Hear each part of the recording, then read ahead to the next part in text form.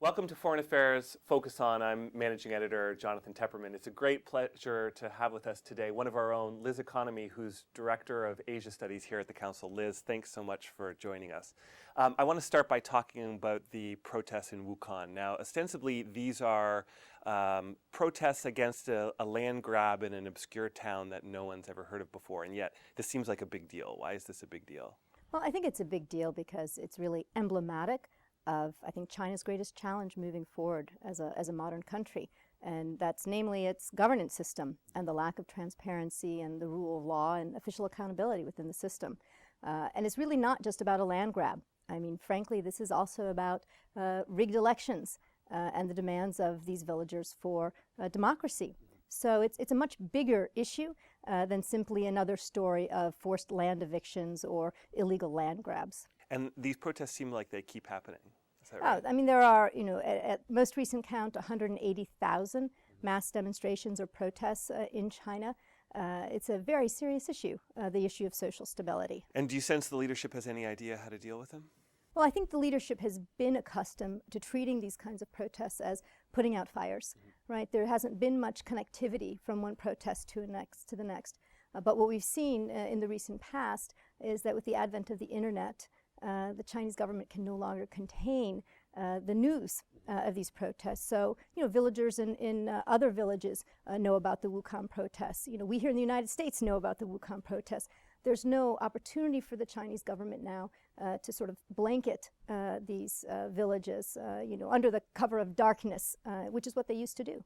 Now, I know occasionally these kind of protests can lead to particular changes in Chinese policies or specific decisions with the petrochemical plant a couple of years ago, for example. But is there any chance that this could lead to broader changes in governance? Well, I think that time is coming. I don't think the Wuhan protest, in and of itself, is going to produce a dramatic change within the next, 2 to 3 months in terms of Chinese governance. I don't know that we're going to see, local elections, move up and blossom throughout the country.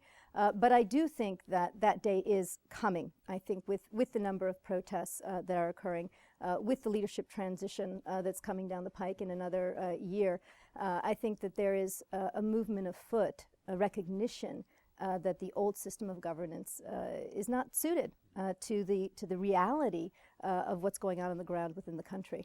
Let's talk about that leadership transition. The conventional wisdom is that the leadership is so worried about stability, they're not going to do anything significant either at home or abroad in the next year or two. Do you think that's right?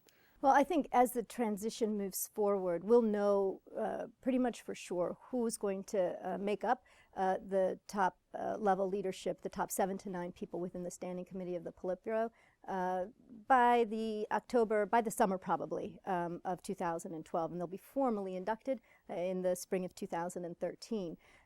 In that time period, I think you're right. We're really not going to see much dramatic change. What we do have is a lot of jockeying still ongoing among the contenders. I think we know a couple of the top leaders, who they're going to be, namely Xi Jinping and Li Keqiang, but others such as Wang Yang, who's in Guangdong province and nominally responsible for what's going on in Wuhan right now, and Bo Xilai, who's made quite a name for himself, sort of leading a Maoist revival out in Chongqing. These two, for example, are both vying for seats and bring to the table radically different positions on issues of political reform and the nature of China's political system. So do you think it's possible, say in the medium to long term, that this new generation, once it consolidates its power, could head China in a different direction? I do think that it's entirely possible. I think that there are at least a few leaders within the upcoming top group who have evidenced some inclination toward political reform, who've spoken out about the need to move forward and to have more competitive system of policy making, of elections within the Chinese system. So I think it's entirely possible. We're going to have to wait to see what the precise makeup is of the Standing Committee of the Politburo. And what about Xi Jinping himself? I don't think we have a good fix on where he stands on this issue. I think early on people were hopeful, given that his father was quite active during the Tiananmen time and was sort of considered to be a pro-democracy activist. But there hasn't really been an indication from Xi Jinping which side of the line he stands. Let me ask you about the one other issue of the moment, which is, of course, North Korea. Victor Cha has an op-ed in the New York Times today where he argues that the writing is already on the wall, the regime is finished, whether it knows it or not, and the most likely result will be that China will step in and that North Korea will become a de facto, if not a de jure, province of China sometime in the near future. What do you think of that? I think that's a pretty radical idea for Victor to put forward, certainly to generate a lot of discussion and debate.